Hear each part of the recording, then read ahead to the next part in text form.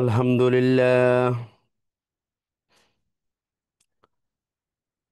الحمد لله نحمده ونستعينه ونستغفره ونؤمن به ونتوكل عليه ونعوذ بالله من شرور أنفسنا ومن سيئات أعمالنا.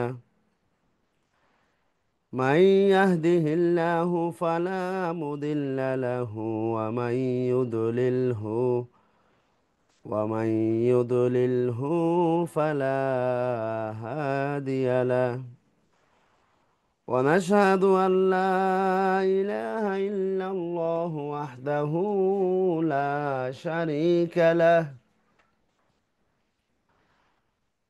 ونشهد أن سيدنا وسندنا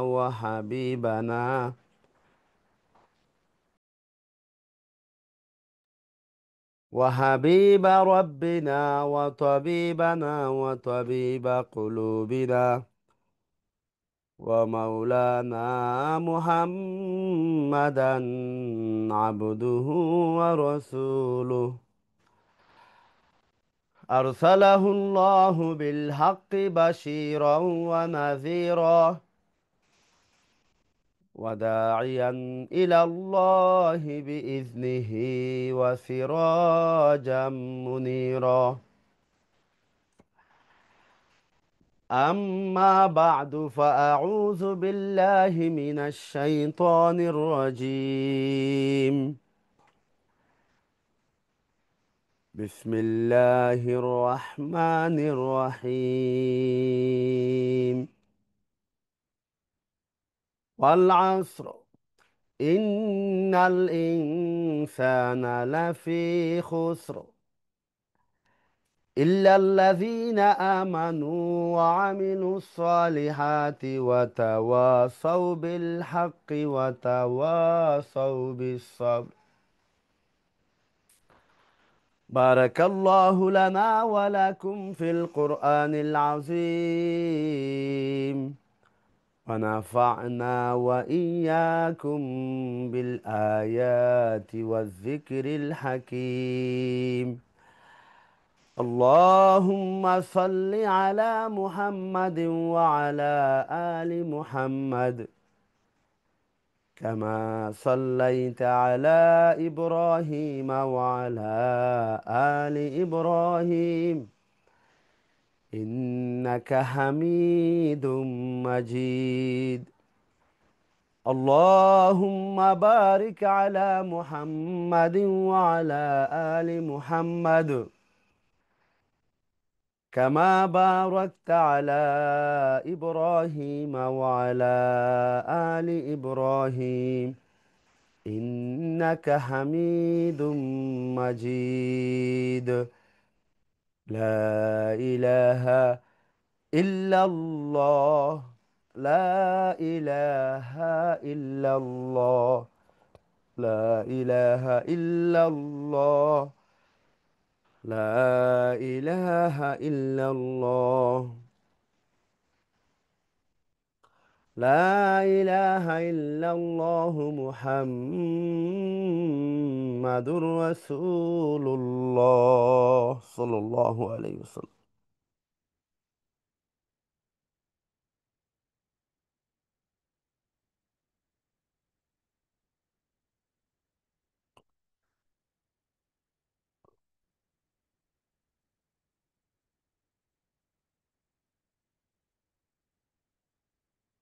মহান আল্লাহ সুবহানাহু তাবারাকা ওয়া তাআলার অসংখ্য অগণিত শুকরিয়া যে আল্লাহ সুবহানাহু তাবারাকা ওয়া তাআলা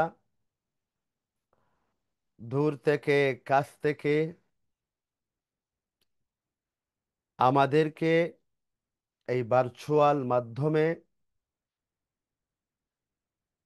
দ্বীনি ফিকির নিয়ে দিন ইসলামের ফিকিরকে সামনে রেখে জীবন জিজ্ঞাসার উদ্দেশ্যে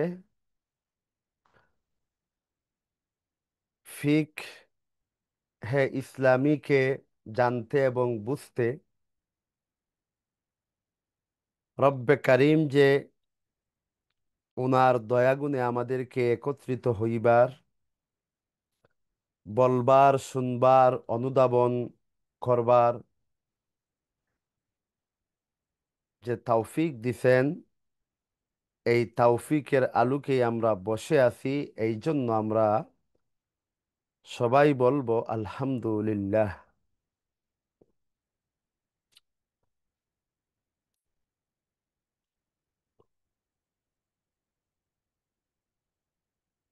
আমি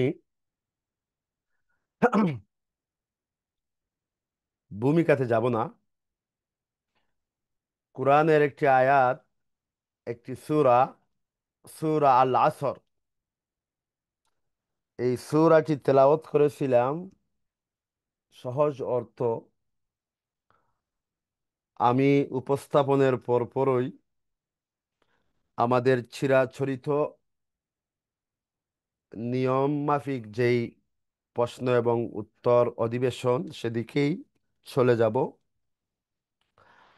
আল্লাহ সুবহানাহু তাবারাকা ওয়া তাআলা বলেন, ওয়াল আসর, সময়ের কসম। মানুষের জন্য আল্লাহর নাম ব্যতীত অন্য কিছু দ্বারা কসম খাওয়া, শপথ করা জায়েজ না। এমনকি মাকরুহে তাহরিমি তথা গুনাহ হবে। রসুল সাল্লাল্লাহু আলাইহি ওয়াসাল্লাম হাদিসের মধ্যে বলেন, মান ইয়াহলিফ বিগাইরিল্লাহি ফাকাদ কাফারা ওয়া ফি রাওয়ায়াতিন আও আশরাকা। যেই ব্যক্তি আল্লাহর নাম ব্যতীত গায়রুল্লাহর নাম নিয়ে কসম করলো, সেজন্য শিরিক করলো, সেজন্য আল্লাহর কুফরি, আল্লাহকে অস্বীকার করে নিল।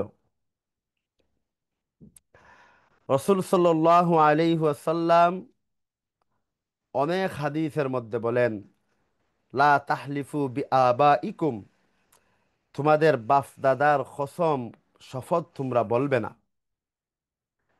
ওয়ালা তাহলিফু বিল্লাতি ওয়াল উজ্জা, লাত এবং উজ্জা তোমাদের যে দেব দেবী, সেগুলার, আরব দেশের যেই দেব দেবী ছিল অতীতে, এগুলা দ্বারা কসম তোমরা করবে না, শপথ নিবে না। তো শরীয়তের বিধান হচ্ছে কসম শুধুমাত্র আল্লাহর নাম অথবা আল্লাহর সিফাত নিয়েই হবে। আল্লাহর কসম, রহমানের কসম, রহিমের কসম, এভাবে কসম হবে। আল্লাহর নাম ব্যতীত অন্য কিছু দ্বারা মানুষের জন্য কসম করা, শপথ নেওয়া জায়েজ না, কিন্তু আল্লাহর জন্য জায়েজ। এই জন্য আল্লাহ বলতেছেন ওয়াল আসর, সময়ের কসম। যেহেতু কসম আমাদের সামনে চলে আসলো আলোচনাটা, তো আমরা ওইটাকে অপূর্ণ না রেখে পরিপূর্ণ আলোচনা করেই তারপর সামনে আগাবো। শুধুমাত্র কসম শব্দ দ্বারা যদি কেউ কসম করে নেয়, তাহলে সেই কসমটা হয়ে যাবে। তখন বোঝা যাবে যে তার যে কসম, সে কসম শব্দটা বলছে, সেখানে আল্লাহ শব্দটি লুকায়িত আছে। কেউ বলল আমি কসম করে বলতেছি এমনটা আমি করব না, তারপর যদি সে এমনটা করে, তাহলে তাকে কাফফারা দিতে হবে। কেননা শুধুমাত্র কসম, ওখানে আল্লাহ শব্দ লুকায়িত থাকে।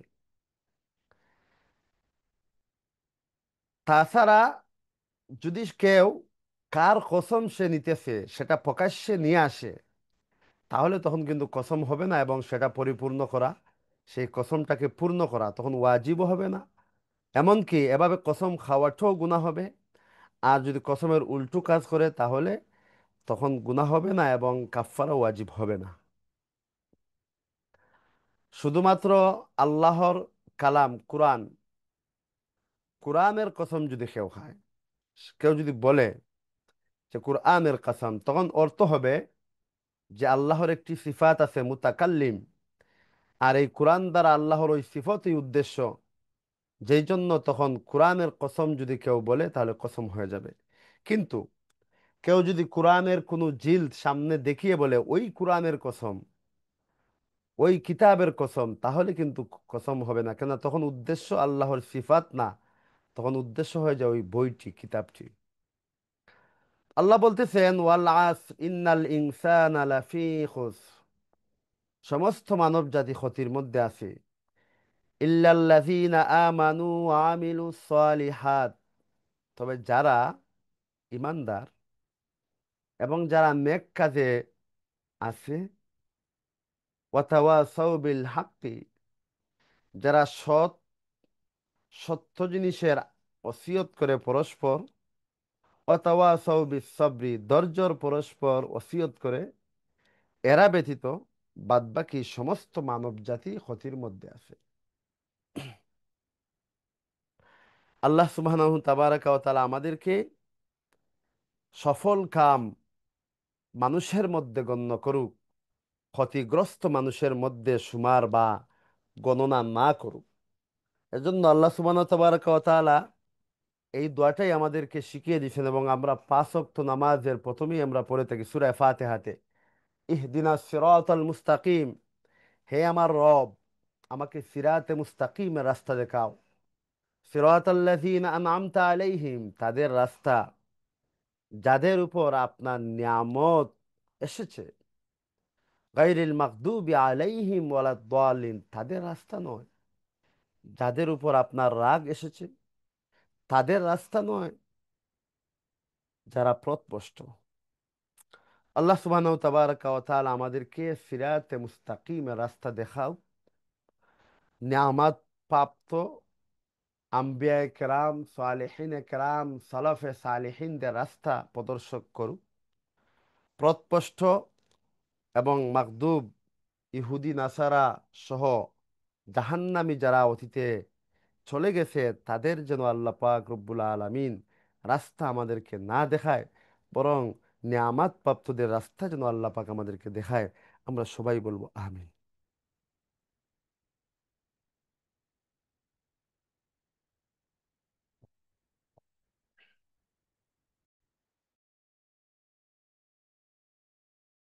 আমি শুরুর প্রশ্ন এবং উত্তর এই অধিবেশনে আসার আগে আমাদের এই যারা এখানে ইতিপূর্বে জয়েন হয়েছেন, কখনো একদিন বা নিয়মিত জয়েন আপনারা ছিলেন, এরা অবশ্য নিয়ম জানেন। আমাদের ওখানে ভয়েসে কথা হবে না, আপনারা লিখে পাঠাতে হবে আপনাদের প্রশ্নগুলা। প্রশ্ন যখন লিখবেন সংক্ষেপে লিখবেন, একসাথে একাধিক প্রশ্ন লিখবেন না, একটা একটা করে লিখবেন। হ্যাঁ, আনুষাঙ্গিক হলে ভিন্ন কথা। এবং বাংলিশে লিখবেন না, বাংলাতে লিখবেন।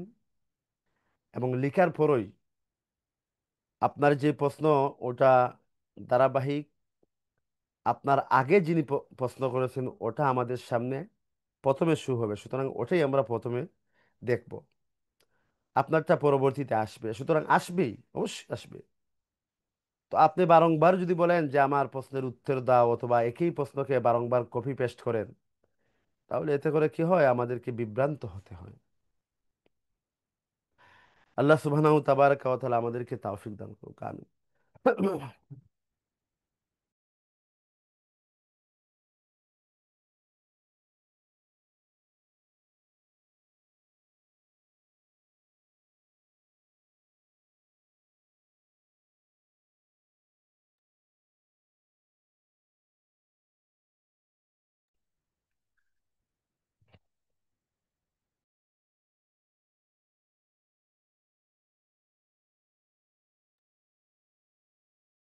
আমাদের সামনে যে প্রশ্নটি এসেছে প্রথমে 9টা 9 মিনিটে, সেই প্রশ্নটি এখন আমাদের সামনে হচ্ছে এবং সেটাই আহ, দেখব এবং পড়ব এবং সেই আলোকে আলোচনা হবে।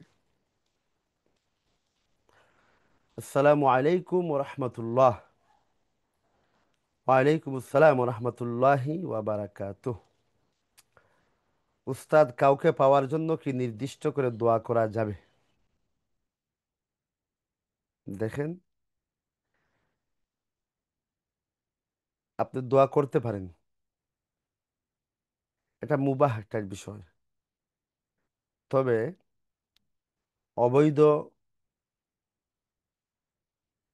মহব্বত, রিলেশন এবং সেই রিলেশনের আলোকে এরকম দোয়া, এটা কখনো কাম্য না। রিলেশন হারাম, পরিষ্কার হারাম। হ্যাঁ, দিনদারি কারো দিনদারি দেখে, কারো দিন পালন দেখে, দিন ইসলামের অনুসরণ দেখে কাউকে যদি পাওয়ার জন্য নির্দিষ্ট করে দোয়া করা হয়, তাহলে সেটা মন্দ কিছু না।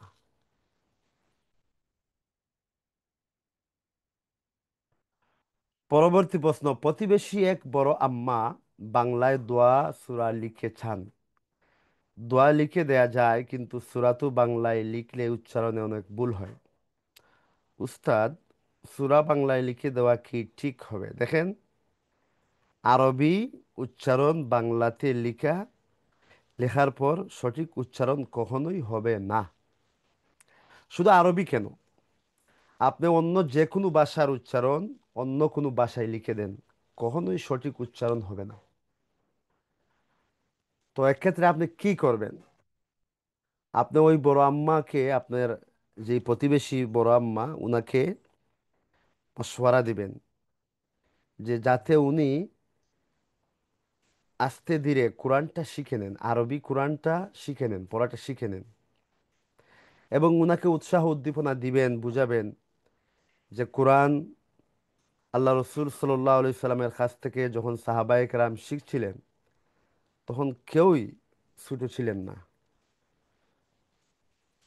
সবাই এরকম মধ্য বয়সের, বৃদ্ধ বয়সের এভাবে ছিলেন। তো এখানে লজ্জা শরমের কিছু নেই।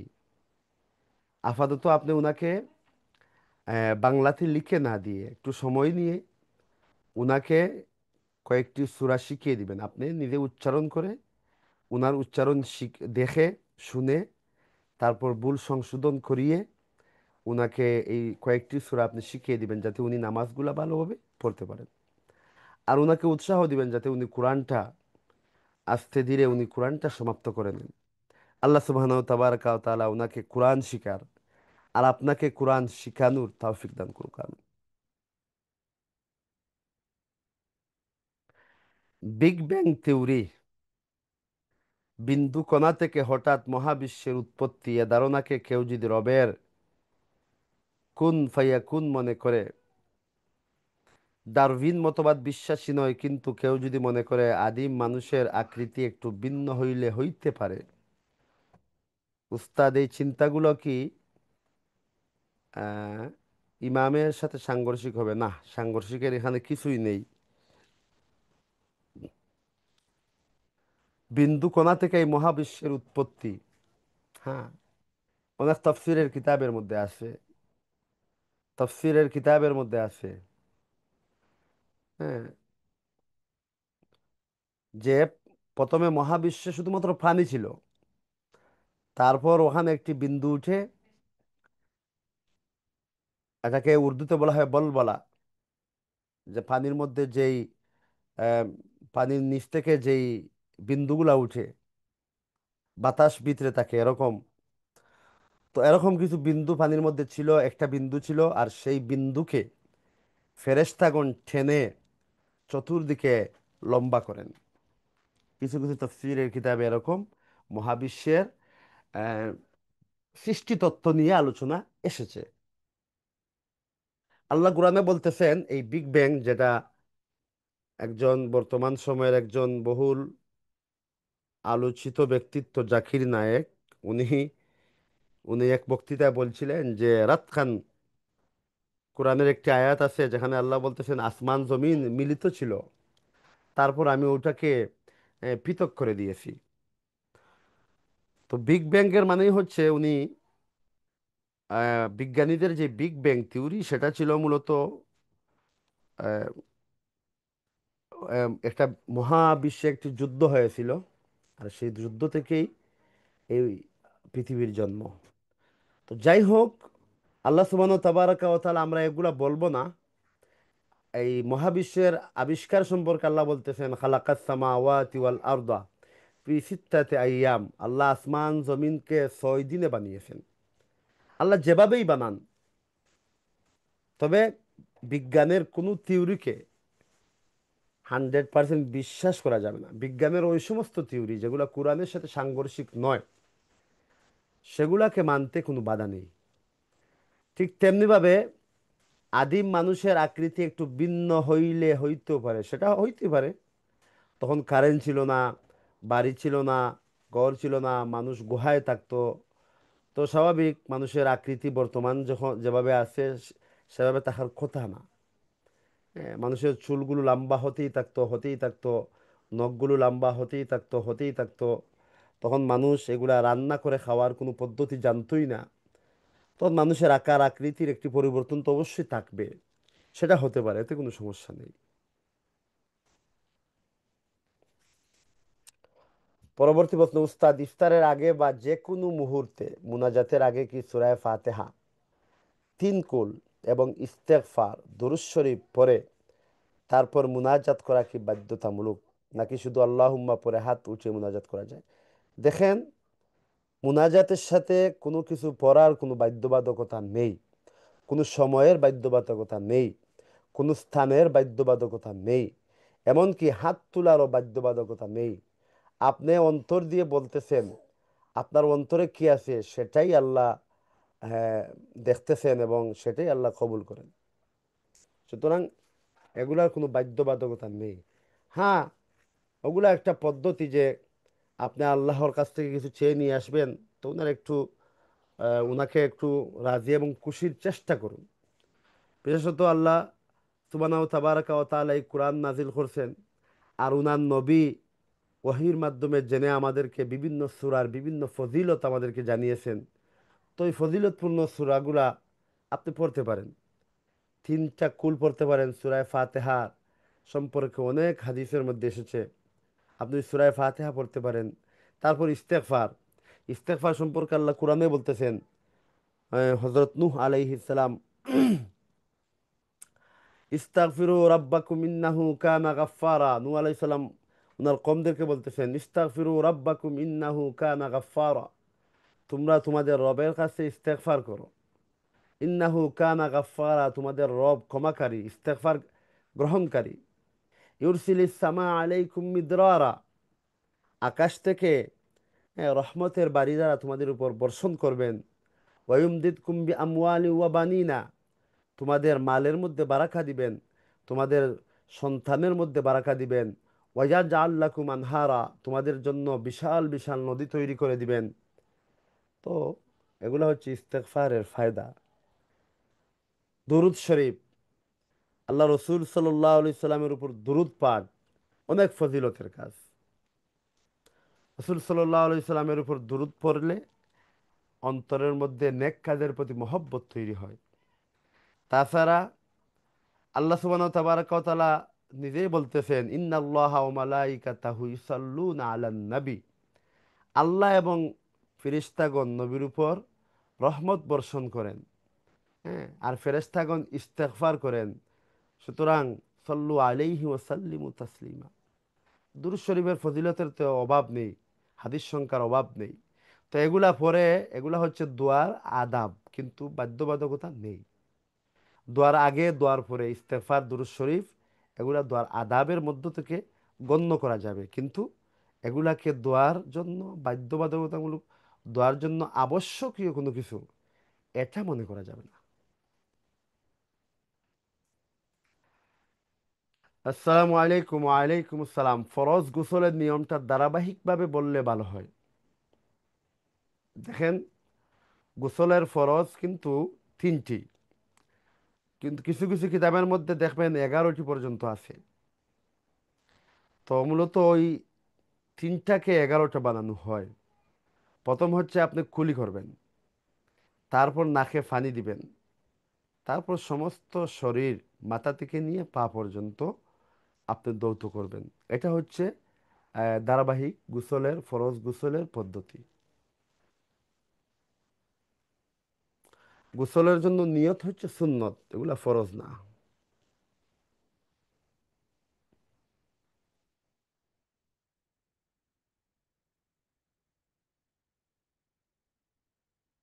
পরবর্তী প্রশ্ন। আসসালামু আলাইকুম। ওয়ালাইকুম আসসালাম।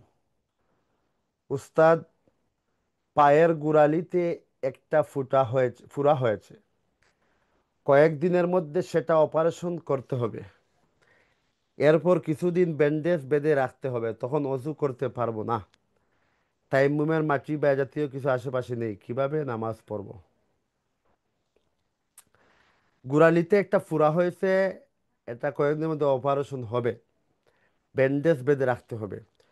তো যতটুকু জায়গা ব্যান্ডেজ থাকবে ততটুকু জায়গা ফানি হাতে নিয়ে সেই ফানি হাত থেকে ফেলে দিয়ে ভিজা হাত দ্বারা মাসে করে দিবেন, আর অজুর সমস্ত অঙ্গ ধৌত করবেন। এটাই আপনাকে করতে হবে। আপনার এখানে তৈমুম আসবে না। দেয়ালে হাত ঘষে তৈমুম করা কি জায়েজ হবে না? আপনার যে পদ্ধতি বলছেন ওখানে আপনার জন্য তৈমুম জায়েজ হবে না, যেহেতু আপনি মাসে করা আপনার জন্য সম্ভব। উস্তাদ, জোহরের 4 রাকাত সুন্নত নামাজের শেষ রাকাতে সূরা না পড়ে রুকুতে যাওয়ার জন্য হাত ছেড়ে দিয়েছি, তখন মনে হলো আমি তো সূরা পড়ি নাই, এখন কি আবার হাত পেতে সূরা পড়বো নাকি রুকুতে যাইয়া সূরাটা পড়ে নিব? আপনি হাত পেতে সূরা পড়বেন। হ্যাঁ, এবং সাউসিটা আপনাকে দিতে হবে না। দেখেন, ফরজ নামাজের শেষ 2 রাকাত, যে কোনো ফরজ নামাজ হোক, 4 রাকাতই ফরজ নামাজের শেষ 2 রাকাতে কেরাত পড়া হচ্ছে সুন্নত, সূরা ফাতিহা পড়া সুন্নত। সুতরাং যদি ছেড়েও দেন নামাজে সমস্যা হবে না। যদি সূরা ফাতিহার সাথে আরো অনেক সূরা পড়েন তাহলেও সমস্যা হবে না। হাত বাঁধা সুন্নত, হাত ছেড়ে দিছেন আবার বাঁধছেন, তাতে কোনো সমস্যা নেই।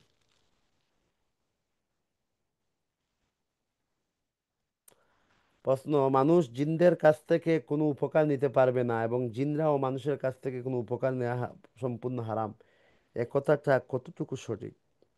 দেখেন, সম্পূর্ণ হারাম তো এটা বলা বলা যাবে না। আল্লাহ পাক রব্বুল আলামিন বলতেছেন যে যা কিছু তৈরি করা হয়েছে মানুষ তোমাদের জন্য, তোমাদের ফায়দার জন্য। তো জিন থেকে অবৈধ কোনো কাজ আপনি নিতে পারবেন না। মানুষকে হত্যা, মানুষের ক্ষতি, ব্ল্যাক ম্যাজিক, সেহের করা, জাদু করা, মানুষের জানমালের ক্ষতি, তারপর হচ্ছে তাদের সাথে অবৈধভাবে বিবাহ বন্ধনে আবদ্ধ, এগুলো পারবেন না। বৈধ যদি হয় এবং সেটা কারো কোনো ক্ষতি না হয় তাহলে সেটা নিতে কোনো নিষেধ নয়।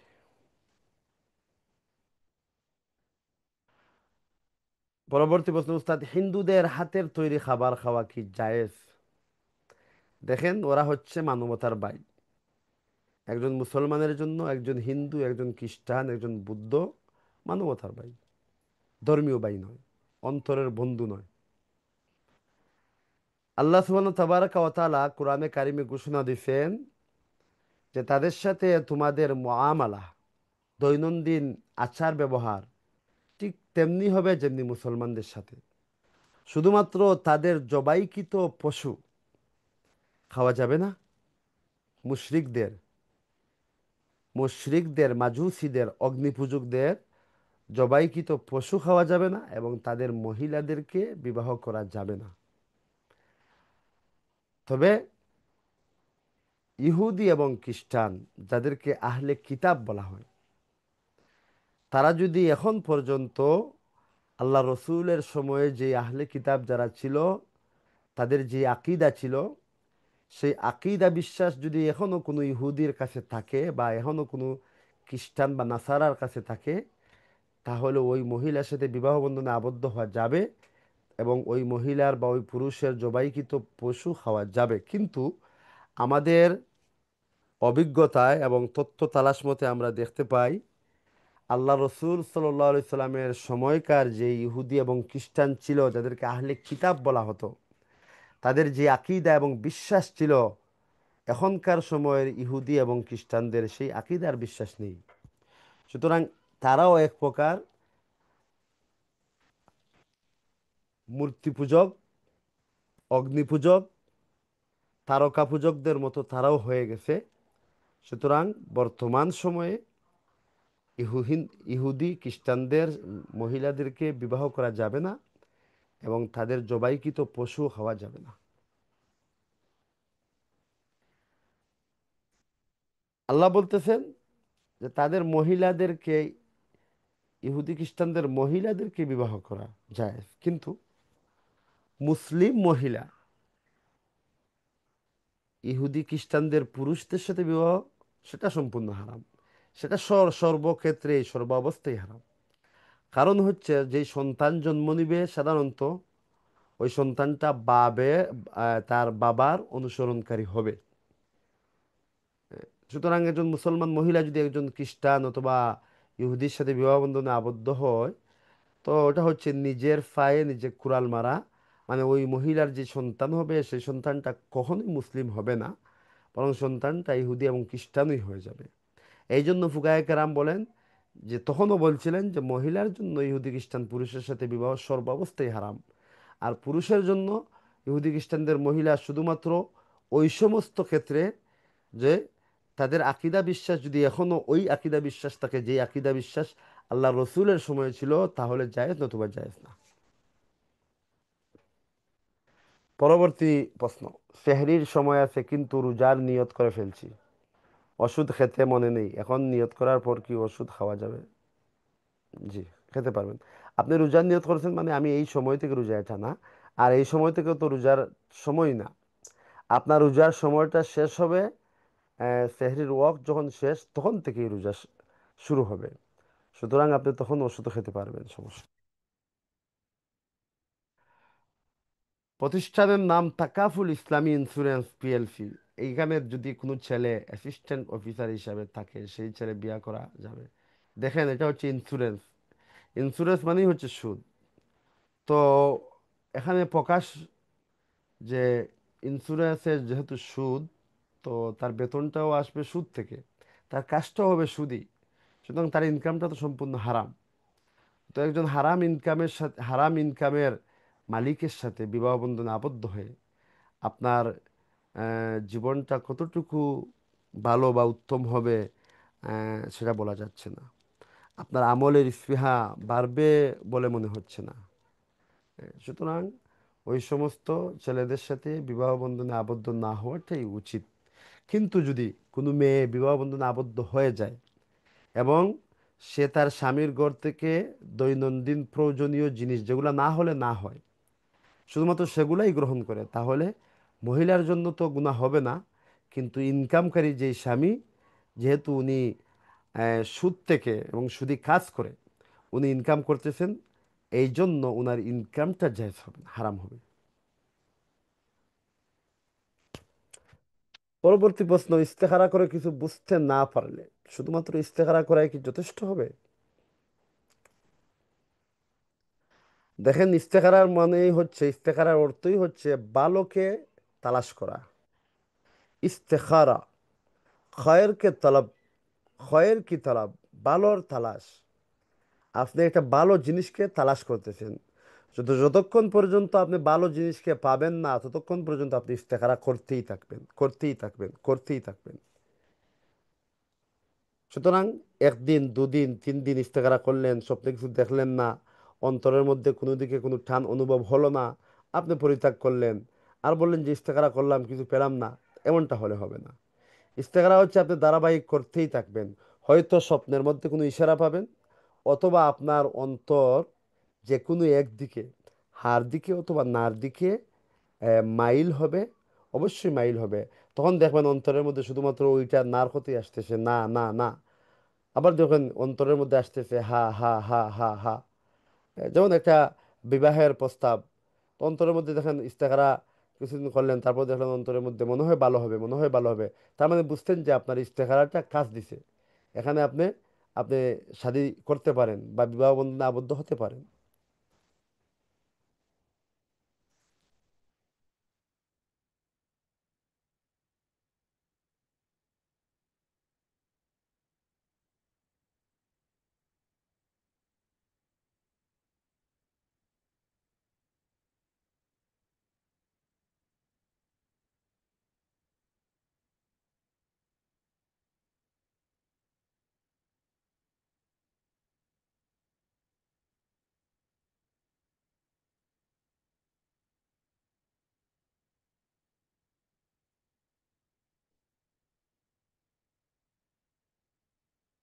তো এই জন্য ধৈর্য সহকারে আপনাকে ইস্তেখারা করতে হবে। ইস্তেখারার পর যদি আপনি মনে করেন যে শেষ, আমার দায়িত্ব শেষ, তাহলে আবার হবে না।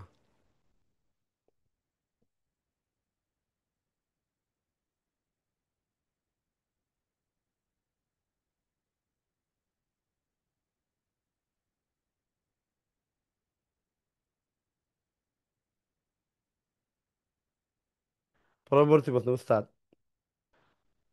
6 বছরের মেয়ে বাচ্চা বাবা মায়ের কোনো কথা শুনতে চায় না, অতিরিক্ত দুষ্টুমি করে, তাকে নিয়ে সর্বদা তার বাবা মায়ের মন খারাপ থাকে। মেয়েটার বয়স যখন 5 ছিল তখন এরকম ছিল না, 1 বছর ধরে এরকম করতেছে, এ ব্যাপারে একটু পরামর্শ দিন।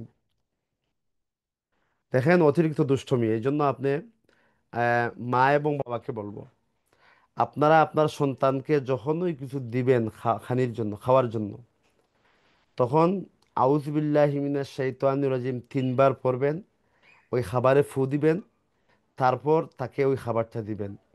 যেমন তাকে একটা চকলেট দিতেছেন, তো আপনি প্রথমে আউযুবিল্লাহি মিনাশ শাইতানির রাজিম, আউযুবিল্লাহি মিনাশ শাইতানির রাজিম, আউযুবিল্লাহি মিনাশ শাইতানির রাজিম 3 বার পড়লেন, চকলেটের মধ্যে ফু দিলেন, তারপর সন্তানকে বললেন যে বাবা নে ওটা তুমি খাও। এরকম কিছুদিন করেন। এটা আমাদের অভিজ্ঞতা, আমরা অনেককে বলে দিছি এবং অনেকেই আমাদেরকে পরবর্তীতে বলছেন যে হুজুর, আপনার এইটা বলাতে, এইটা করাতে, এই আমল করাতে আমরা অনেক ফায়দা পেয়েছি। ইনশাল্লাহ আপনার সন্তানের দুষ্টুমি অবশ্যই চলে যাবে। পরবর্তী প্রশ্ন, ভুলে ওয়াজিব আদায় না করে পরবর্তী রুকুনে যেতে নিলে অবস্থান কতটুকু পরিবর্তন হলে সাউ সিদ্ধা ওয়াজিব হবে? পরবর্তী রুকুনে যেতে যেতে গেলে, যেমন আমি আপনাকে একটা দৃষ্টান্ত দিচ্ছি, যেমন আপনি এখন আপনার বসার সময় নামাজে শেষ বৈঠকে অথবা দ্বিতীয় বৈঠকে, প্রথম বৈঠকে অথবা দ্বিতীয় বৈঠকে, তো আপনি দাঁড়াবেন।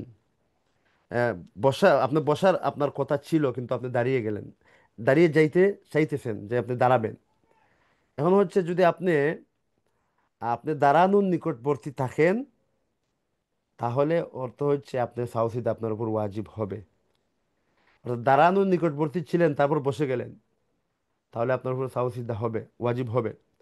আর যদি আপনি বসার নিকটবর্তী থাকেন আর এমত অবস্থায় বসে গেছেন, তাহলে সাউসিদা আপনার উপর ওয়াজিব হবে না। এমন প্রশ্ন হচ্ছে, দাঁড়ানোর নিকটবর্তী আর বসার নিকটবর্তী আমি বুঝবো কিভাবে?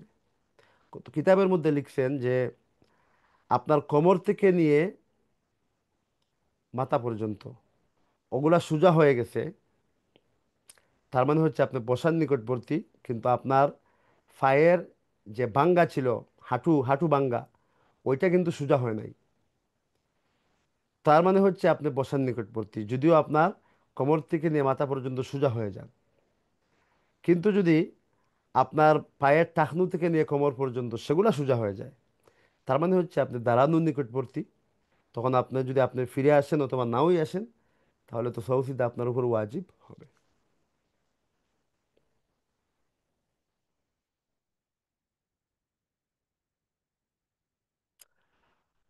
পরবর্তী প্রশ্ন, আমাদের বিল্ডিং এর সাথে আরেকটা বিল্ডিং লাগানো, ওটার 3 তলার কার্নিশ আমার বারান্দা ঘেঁষা।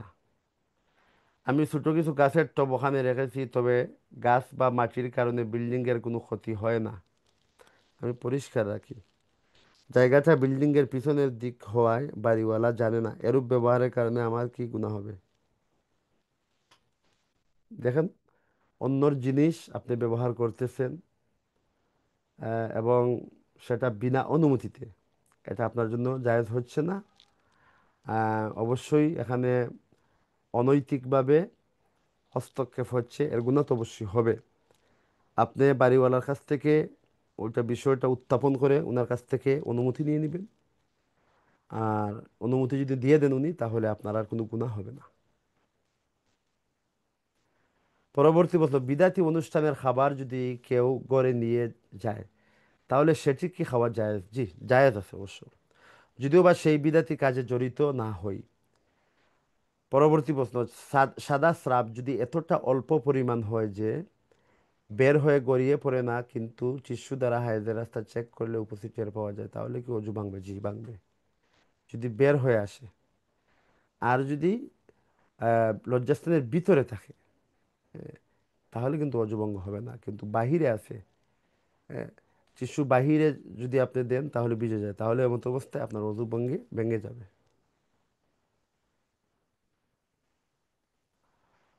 পরবর্তী প্রশ্ন, উস্তাদ ফজরের সুন্নত পড়েছি সূরা কাফিরুন এবং সূরা ইখলাস দিয়ে, এবং ফজর পড়তে যদি উপরে বড় সূরা চলে যায়, তাহলে কি নামাজে সমস্যা হবে?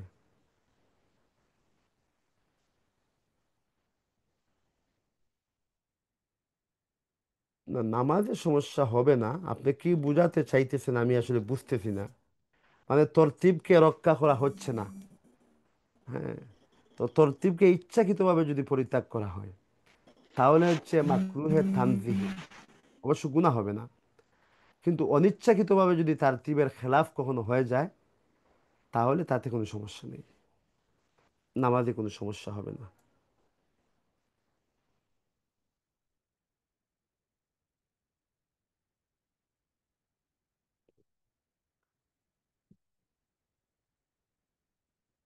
পরবর্তী প্রশ্ন, উস্তাদ ফজরের সুন্নত পড়েছি সূরা কাফিরুন এবং সূরা ইখলাস দিয়ে, এবং ফজর পড়তে যদি বড় সূরা চলে যায়, তাহলে কি নামাজের সমস্যা হবে? আমি এই প্রশ্নটা ইতিপূর্বে পড়েছি। হ্যাঁ, তাহাজ্জুদ নামাজ কি 2 রাকাত পড়া যায়, নাকি নিম্নে 4 রাকাত পড়তে হবে? দেখেন, 2 রাকাত পড়তে পারবেন, 4 রাকাতও পড়তে পারবেন।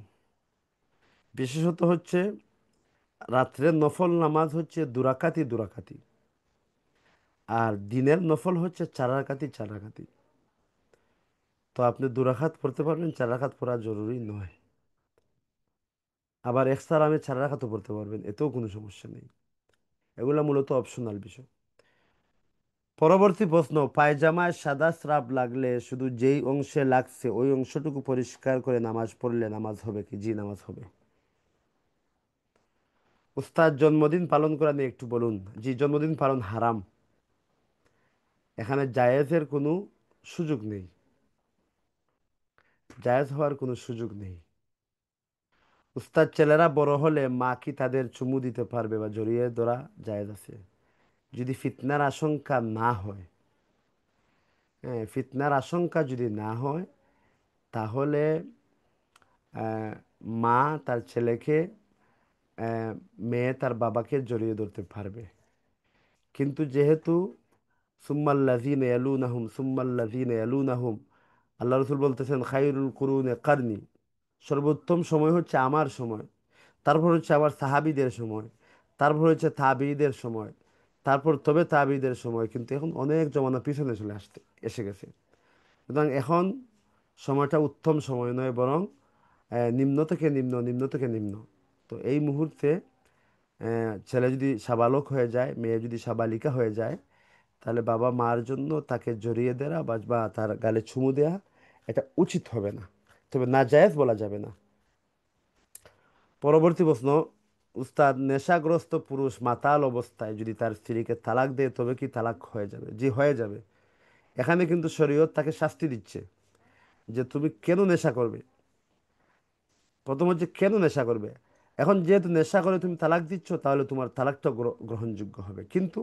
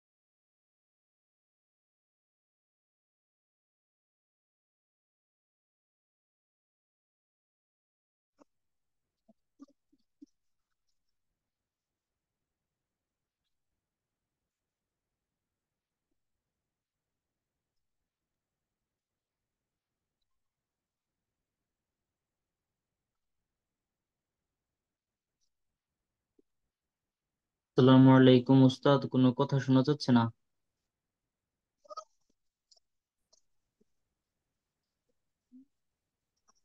হ্যাঁ, কতক্ষণ যাবত শুনতে পারতেছেন না আপনারা? উস্তাদ প্রায় 1 মিনিটের মতো, এক আচ্ছা দেড় আচ্ছা। মিনিট জন্মদিন পালন একটা ডিজিটাল আছে। জন্মদিন পালন সেটা আপনার বলছি, এটা সেটা শুনছেন? জি উস্তাদ।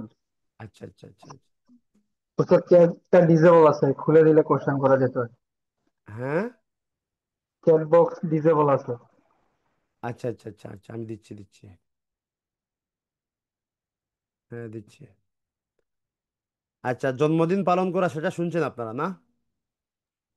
জি উস্তাদ। আচ্ছা। উস্তাদ, ছেলেরা বড় হলে মা কি তাদের চুমু দিতে পারবে, এটা শুনছেন?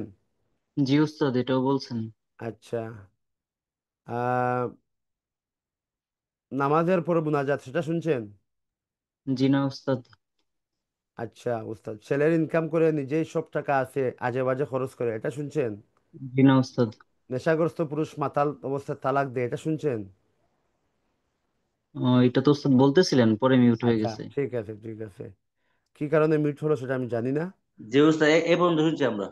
আচ্ছা আচ্ছা, ধন্যবাদ। আমি আবার বলতেছি। আর অনাকাঙ্ক্ষিত এটা মিউট হওয়ার জন্য আমি দুঃখিত। উস্তাদ, নেশাগ্রস্ত পুরুষ মাতাল অবস্থায় যদি তার স্ত্রীকে তালাক দেয় তবে কি তালাক হয়ে যাবে?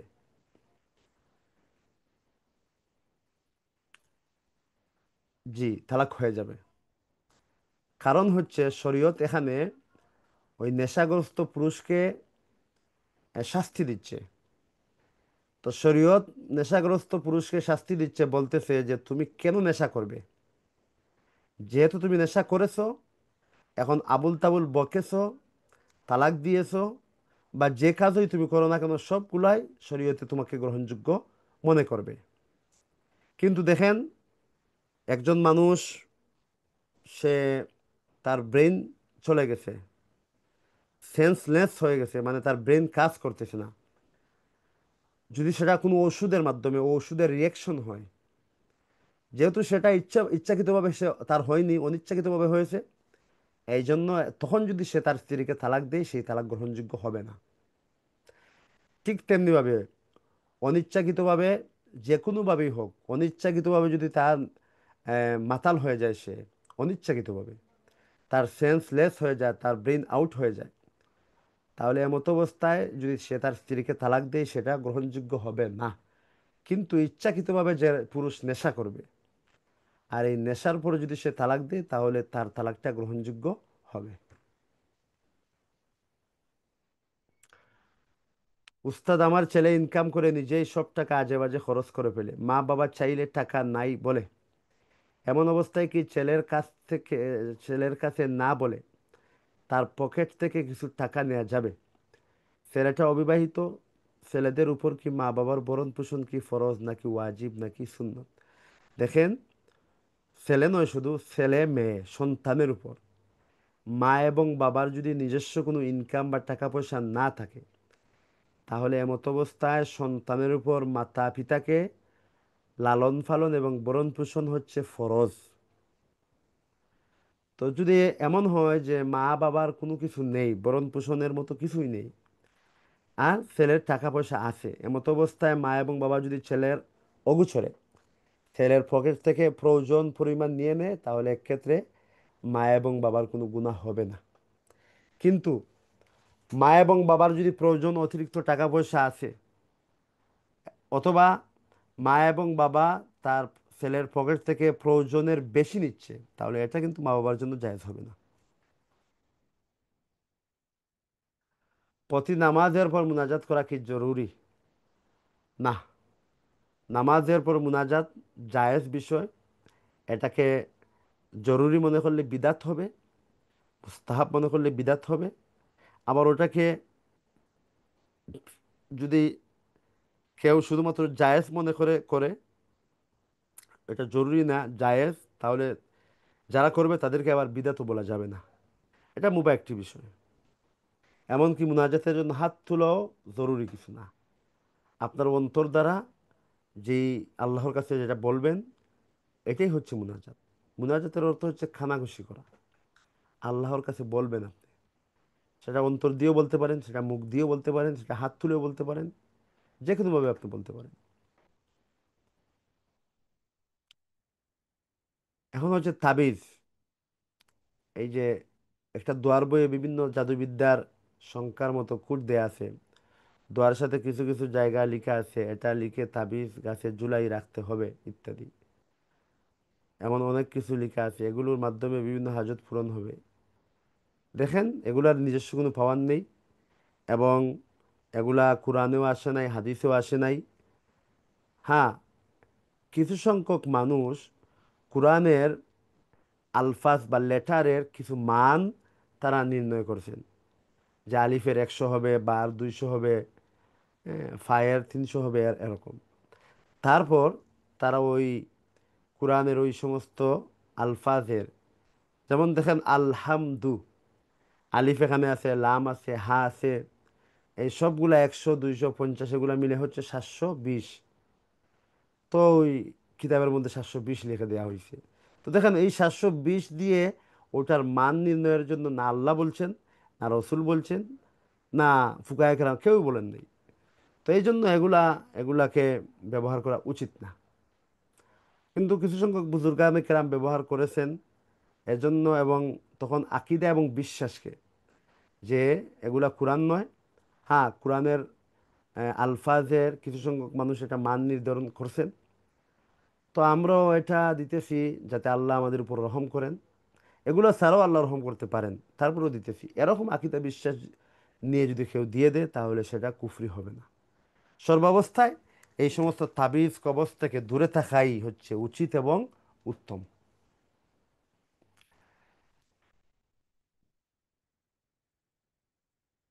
পরবর্তী প্রশ্ন, জামায়াতে আচ্ছা, আপনারা প্রশ্ন লিখেছেন, আমি প্রশ্ন অপশন অফ করে দিচ্ছি এই মুহূর্তে। এগুলা শেষ হয়ে যাক, তারপর যদি সময় থাকে তাহলে অবশ্যই খুলে দিব। জামায়াতে সালাত আদায়ের সময় কয়েক রাকাত বাদ পড়ে গেলে বাকি অংশ আদায়ের নিয়মটা যদি একটু বিস্তারিত আলোচনা করতেন। এটা নিয়ে আমি খুবই কনফিউজ যে আমি সঠিক পদ্ধতিতে আদায় করছি না। যদি সময় স্বল্পতার কারণে বিস্তারিত আলোচনা করা সম্ভব না হয়, তবে কোনো ইউটিউব ভিডিও বা কিতাব সাজেস্ট করলে উত্তম হবে। দেখেন, আপনি যতই পড়েন না কেন, যতই শুনেন না কেন, বিষয়টা তো একটাই। এটা হচ্ছে যে মাসবুকের নামাজ। মাসবুকের নামাজ আদায়ের পদ্ধতি কি হতে পারে? মাসবুক হচ্ছে ওই ব্যক্তি যিনি জামাতে শরিক হইছেন, কিন্তু জামাতে শরিক হওয়ার ইতিপূর্বে উনার 1 রাকাত, 2 রাকাত, 3 রাকাত চলে গেছে। তো মাসবুক ব্যক্তি হচ্ছে উনি উনি কেরাতের দিক দিয়ে উনি নামাজের শেষকে উনি গণনা করবেন কেরাতের দিক দিয়ে। আমি আবার বলছি যে আসলে ওই বিষয়টা এখানে কিন্তু অনেকটাই পারিভাষিক কিছু বিষয় আছে, যেজন্য মাদ্রাসার ছাত্ররা ব্যতীত, অথবা যারা নিয়ে দীর্ঘ দিন পড়তেছে তারা ব্যতীত অন্যদেরকে বোঝানোটা একটা মুশকিল হয়ে যায়। তো এই জন্য আমি পারিভাষিক দিক দিয়ে যাব না। আমি সহজ ভাষায় সহজভাবে বলবো যে, ধরেন আপনি এশার নামাজ, তো এশার নামাজে আপনি জামাতে গেছেন, গিয়ে ইমাম সাহেবের সাথে 1 রাকাত পেলেন, তো আপনার 3 রাকাত ছুটে গেছে। তো আপনি কি করবেন? ইমাম সাহেব যখন ডান দিকে সালাম ফিরাবেন, তো ডান দিকে সালাম ফিরিয়ে যখন বাম দিকে সালাম ফিরানোর প্রস্তুতি নেবেন, তার মানে বোঝা গেল যে ইমাম সাহেবের উপর কোনো সাহু সিজদা নেই, যে জন্য উনি দুই দিকেই এই সালাম ফিরাইতেছেন। তো ডান দিকে সালাম ফিরে যখন বাম দিকে সালাম ফিরানোর প্রস্তুতি নেবেন, ঠিক সেই মুহূর্তে আপনি দাঁড়িয়ে যাবেন। দাঁড়িয়ে গিয়ে তো আপনি ইমাম সাহেবের সাথে 1 রাকাত পেলেন, এমন 1 রাকাত যেখানে শুধু সূরা ফাতিহা পড়া হয় না। নামাজের শেষ 4 রাকাতের 1 রাকাত পেয়েছেন। তো আপনার কিন্তু এমন 3টা রাকাত চলে গেছে যেই তিনটা রাকাতের প্রথম দুইটা রাকাত সূরা ফাতিহা এবং অন্য একটি সূরা, আর এই তিন রাকাতের মধ্যে একটি রাকাত শুধুমাত্র সূরা ফাতিহার রাকাত গেছে। তো আপনি এখন কিভাবে পড়বেন? আপনি নামাজের প্রথম থেকে পড়ে আসেন। নামাজের প্রথম প্রথম রাকাত সানা, তারপর হচ্ছে সূরা ফাতিহা, তারপর হচ্ছে একটি সূরা মিলাবেন। তো সূরা এরকম মিলিয়ে রুকুতে যাবেন, তারপর রুকুতে গিয়ে সিজদাতে যাবেন। তো সিজদাতে গিয়ে দুটি সিজদা দিয়ে এখন আপনি কি করবেন? তো দেখেন, কেরাত হিসাবে নামাজের প্রথম প্রথম কেরাত, প্রথম রাকাতের কেরাত আপনি পড়লেন, কিন্তু বৈঠক হিসাবে আপনি ওইটাকে দুই দুই রাকাত মনে করবেন। অর্থাৎ এক রাকাত পরে আপনার ইমাম সাহেবের সাথে ছিল এক রাকাত, এখন হয়েছে এক রাকাত। তো দুই রাকাত পরে তো কি করতে হয়? প্রথম বৈঠক করতে হয়, তাহলে আপনি প্রথম বৈঠক করবেন। তারপর আবার আপনি দাঁড়িয়ে যাবেন, দাঁড়িয়ে গিয়ে আবার সূরা ফাতিহা পড়বেন এবং আরেকটি সূরা মিলাবেন। মিলিয়ে রুকু সেজদা করে আপনি বসবেন না, আবার দাঁড়িয়ে যাবেন। গিয়ে তখন এখন ইমাম সাহেবের সাথে ছুটে যাওয়া যে রাকাতগুলো ছিল, দুই রাকাত পরে ফেলছেন ইতিপূর্বে, এখন এক রাকাত বাকি আছে। এমন এমন একটা রাকাত বাকি আছে যেখানে ইমাম সাহেব শুধুমাত্র সূরা ফাতিহা পড়ছেন। আপনি এখন সূরা ফাতিহা পড়বেন, আর সূরা মিলাবেন না। আপনি রুকু দিবেন, তারপর সিজদা দিবেন, তারপর আপনি শেষ বৈঠক করবেন। তারপর আত্তাহিয়াতু, আল্লাহুম্মা সাল্লি আলা বারিক আলা, আল্লাহুম্মা ইন্নী যালামতু, এগুলা পরে তারপর উভয় দিকে সালাম ফিরিয়ে নেবেন। এটা হচ্ছে মাসবুকের নামাজের পদ্ধতি এবং এটা সর্ব উত্তম পদ্ধতি। হ্যাঁ, এছাড়াও অন্য পদ্ধতি কিতাবের মধ্যে বর্ণিত আছে। আশা রাখি আপনি বুঝতে পেরেছেন। আর তো, যদি না বুঝেন ওস্তাদ তাহলে অবশ্যই। জি। ওস্তাদ আমি নেট কানেকশনের জন্য একটু মিস করছি, মানে হা হা ওই যে হা। মাঝের যে বৈঠকটা, ওই বৈঠকটার ব্যাপারে যদি আরেকটু বলতেন। আমি আপনাকে আবার বলি, মানে শেষে। আমি আপনাকে জি জি। আবার বলি, আপনি মাইক অফ অফ করবেন না, অন রাখবেন। আহ, আমি সংক্ষেপে বলতে, অতি সংক্ষেপে আপনি ধরেন এশার নামাজের 4 রাকাত নামাজের মধ্যে সর্বশেষ রাকাত ইমাম সাহেবের সাথে পেলেন, ঠিক আছে? জি জি। হ্যাঁ। তো আপনার ইমাম সাহেব ডাইন দিকে সালাম ফিরে যখন বাম দিকে সালাম ফিরাবেন, ঠিক সেই মুহূর্তে আপনি উঠিয়ে দাঁড়িয়ে যাবেন। দাঁড়িয়ে গিয়ে আপনি জি সূরা ফাতিহা পড়বেন, সানা পড়বেন, প্রথমে সূরা ফাতিহা পড়বেন, তারপর আরেকটি সূরা মিলাবেন, তারপর রুকু দিয়ে জি। সেজদা দিবেন। সেজদা দিয়ে এখন হচ্ছে আপনি ইমাম সাহেবের সাথে এক রাকাত পাইছিলেন, এখন হচ্ছে এক রাকাত, তার মানে টোটাল হচ্ছে আপনার কয় রাকাত? দুই রেখা। তাহলে আপনি বৈঠক করবেন। কিন্তু কেরাত হিসাবে আপনি এই এই প্রথম সর্বপ্রথম, রেখা। হ্যাঁ হ্যাঁ, সর্বপ্রথম নামাজের সর্বপ্রথম রাকাতের কেরাত আপনি পড়বেন। তারপর জি হচ্ছে আপনি বৈঠক করে আবার উঠে যাবেন। এখন হচ্ছে আবার সূরা ফাতিহা পড়বেন, আরেকটি সূরা মিলাবেন, তারপর রুকু সিজদা করবেন। এখন আর বৈঠক করবেন না, আবার দাঁড়িয়ে যাবেন। এখন হচ্ছে ইমাম সাহেবের সাথে ছুটে যাওয়া রাকাতের সর্বশেষ রাকাত, 3 নম্বর রাকাত। তো 3 নম্বর রাকাত হচ্ছে শুধুমাত্র সূরা ফাতিহা। আপনি এখন শুধুমাত্র সূরা ফাতিহা পড়বেন, তারপর রুকু সিজদা করে বৈঠক করবেন, তারপর সালাম ফিরাবেন। এখন বুঝতে পারছেন? জি। জি ওস্তাদ। ওস্তাদ আর ওই রুকুতে কতটুকু সময় পাইলে ধরে নিব যে আমি ওই রেখাটা পাইছি? হ্যাঁ, এখন যদি রুকুতে আপনি এই রুকুতে এই মুহূর্তে যান যে ইমাম সাহেব মাথা উত্তোলনের পূর্বে আপনি সুবহান রাব্বিয়াল আজিম একবার বলে নিতে পারেন, তাহলে আপনি পেয়ে গেছেন।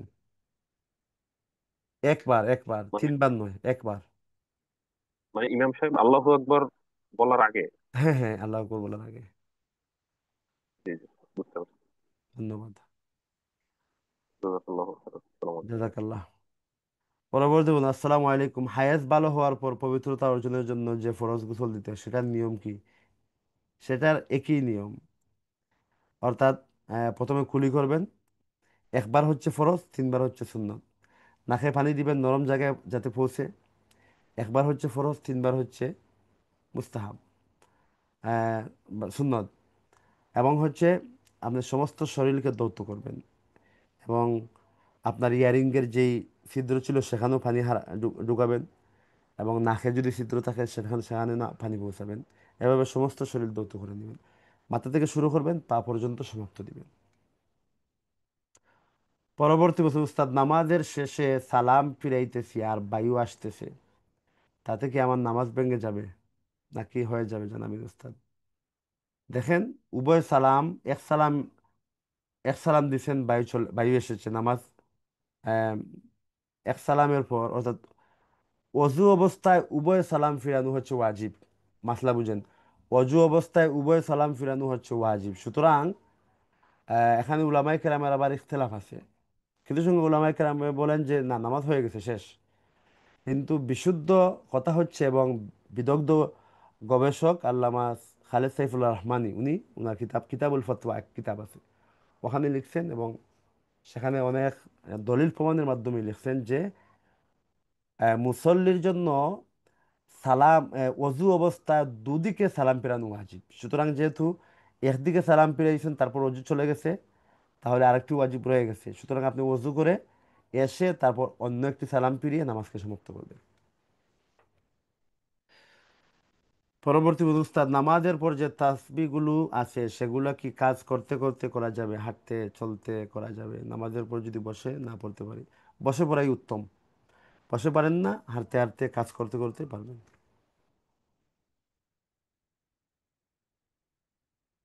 পরবর্তী উস্তাদ, গুনাহটা আমার, কিন্তু কোনো প্রশ্ন গুনাহটার ব্যাপারে করতে গেলে আমি যদি নিজের কথা না বলতে পারি লজ্জায়, তাহলে কি আমার বান্ধবী করেছে এ কাজটা, এভাবে কি বলা যাবে নাকি গুনাহ হবে অন্যর কথা বলে প্রশ্ন উত্তর দিলে? না, বান্ধবীর কথা বলার প্রয়োজন নেই। একজন বান্ধবী না, একজন লোক এভাবে করেছে, বা এরকম যদি হয় তাহলে কি গুনাহ হবে? হ্যাঁ, মনে একটা প্রশ্ন আসলো, এরকম যদি হয় তাহলে কি গুনাহ হবে? তাহলে সত্য হলো না, মিথ্যা হলো না, মানে মিথ্যা হলো না, সত্য যদিও না, সত্যর দ্বারে কাছে চলে গেল, সত্যর দ্বারে কাছে আসলো কিন্তু আবার মিথ্যা হলো না, এরকম ভাবে বলবেন। উস্তাদ, হাত মোজা পরে শুধু হাত দেখিয়ে ভিডিও করে টিকটক, এছাড়া যাবে কোনো মিউজিক ছাড়া ইসলামের কিছু দিয়ে? না, এটাও করা যাবে না। পরবর্তী প্রশ্ন উস্তাদ, আসসালামু আলাইকুম। ওয়ালাইকুম আসসালাম। বলা যায় আমি একজন প্র্যাকটিসিং মুসলিম, তিন চার, তবে আমি বহু বৎসর যাবৎ পর্ন, এডিশন, মাস্টারবেশন, হারাম কাজে জড়িত। অনেক অনেক চেষ্টা করে এর থেকে বেঁচে থাকতে পারতেছি না। বিভিন্ন সময় আত্মবিশ্বাস নিয়ে বলি, ভুলেও আর এই হারাম কাজ করব না, বিভিন্ন ভাবে এই কাজ থেকে দূরে থাকার চেষ্টা করি, কিন্তু 5-10 দিন বা 15 দিন পর ঠিকই আমি একই ভুল করে ফেলি।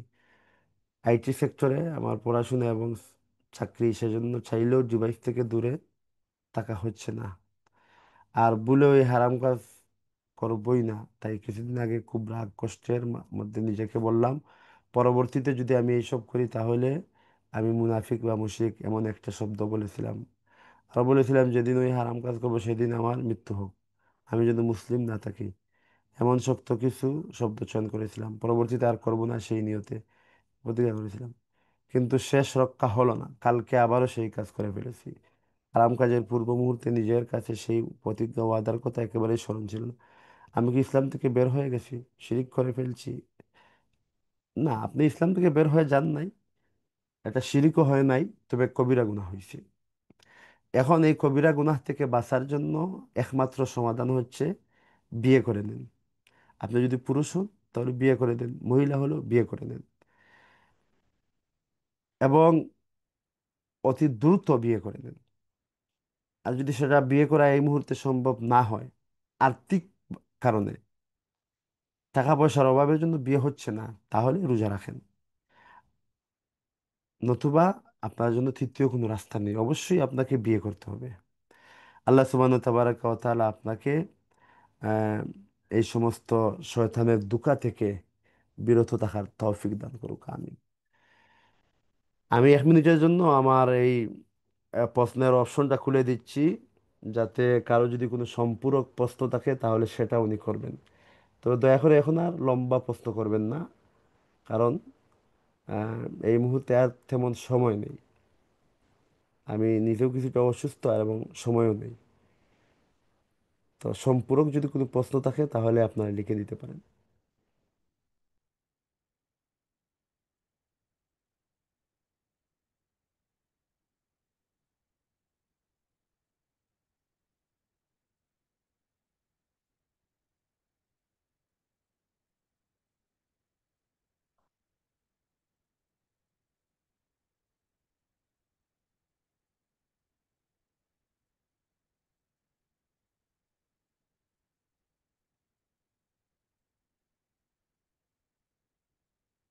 সম্ভবত সম্পর্ক কোনো প্রশ্ন নেই।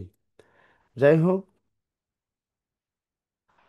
আমাদের যা কিছু আলোচনা হলো, আল্লাহ সুবহানাহু তাবারাকা ওয়া তাআলা আমাদেরকে এই সমস্ত আলোচনা বুঝার এবং সেগুলোর উপর আমলের তৌফিক দান করুক। অবশ্যই আমরা আমাদের এই ক্লাসটা উন্মুক্ত ফিক নিয়ে আলোচনা, ওই ক্লাসটা প্রতি মাসের 2বার হয়ে থাকে, 15 তারিখ এবং মাসের শেষ তারিখ। প্রতি মাসে 2বার হয়ে থাকে। তো ইনশাল্লাহ আগামী ক্লাসেও আপনারা জয়েন হইবেন, নিজেও উপস্থিত হইবেন, আত্মীয় স্বজন বন্ধু বান্ধবকে নিয়ে উপস্থিত হওয়ার চেষ্টা করবেন। ইদানিং উপস্থিতি অনেক কম দেখা যাচ্ছে, আগে তো 100-র উপরে থাকতো। তো উপস্থিত হওয়ার চেষ্টা করবেন।